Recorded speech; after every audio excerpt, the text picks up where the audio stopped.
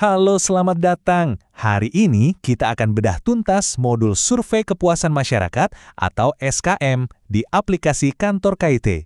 Nah, panduan ini dibuat khusus untuk Anda, para unit pelayanan publik di Kabupaten Ketapang, biar proses transformasi digitalnya makin lancar. Oke, coba kita lihat bedanya. Dulu, kita mungkin akrab sama tumpukan kertas, rekap manual yang bikin pusing dan makan waktu. Sekarang, selama tinggal semua itu. Dengan kantor kita, semuanya jadi paperless. Data masuk saat itu juga, dan laporan udah dibikinin otomatis. Ini bener-bener lompatan besar. Jadi, anggap aja ini misi kita bareng-bareng ya, yaitu mendigitalkan survei supaya suara masyarakat bisa kita dengar dengan jauh lebih baik. Yuk kita pahami dulu dasarnya. Apa dan kenapa SKM digital ini penting? Nah, semua ini bukan karangan kita sendiri loh. Semuanya sudah standar, ngikutin Permen Pan-RB nomor 14 tahun 2017.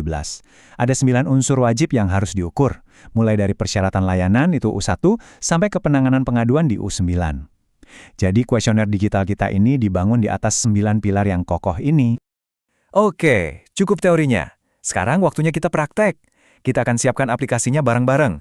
Tenang, cuma ada 3 langkah super gampang. Ini bagian paling penting dari panduan kita, jadi yuk kita mulai.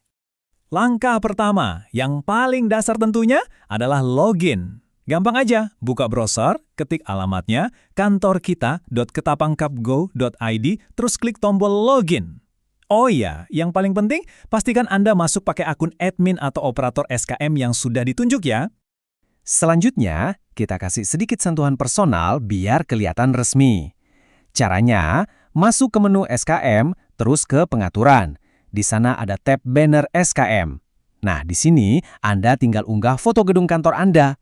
Kenapa ini penting? Supaya masyarakat yang mengisi survei yakin kalau ini memang survei resmi dari instansi Anda. Ini soal membangun kepercayaan. Nah, ini dia langkah yang krusial banget. Pindah ke tab layanan. Disinilah Anda mendaftarkan semua jenis layanan yang disediakan. Misalnya, pengurusan KTP, atau pendaftaran izin usaha, dan lain-lain. Setiap pelayanan yang Anda daftarkan nanti akan jadi pilihan yang bisa dinilai sama masyarakat. Sip, pengaturannya udah beres. Terus gimana caranya biar masyarakat bisa ngisi survei digital ini?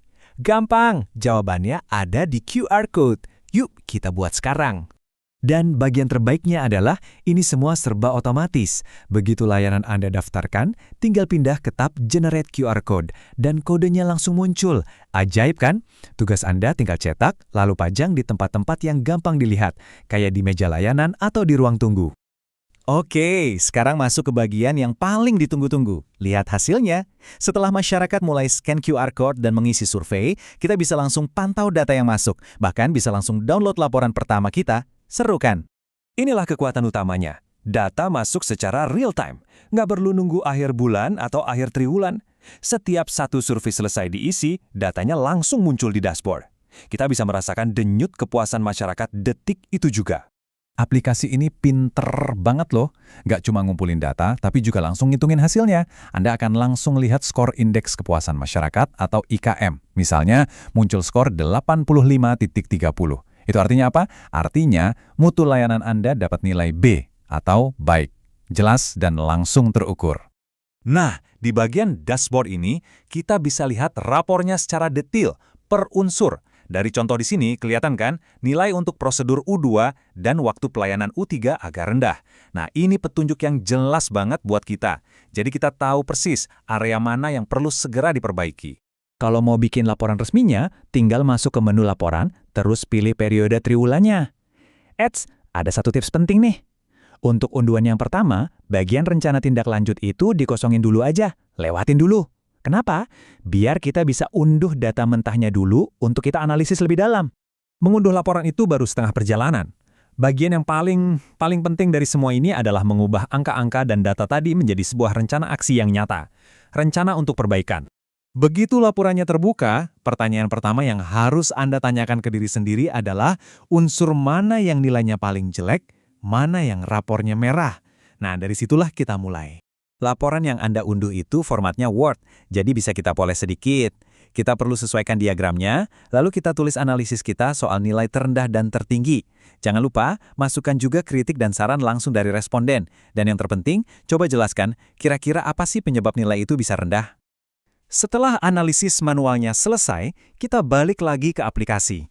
Loh kenapa? Karena aplikasi ini akan bantu kita menyusun rencana tindak lanjut atau RTL secara lebih rapi, terstruktur, dan tercatat otomatis di sistem. Caranya gampang banget. Balik lagi ke menu laporan, terus isi bagian yang tadi kita lewati. Masukkan unsur yang nilainya rendah tadi sebagai prioritas perbaikan, lalu tuliskan program atau kegiatan perbaikan yang jelas dan konkret.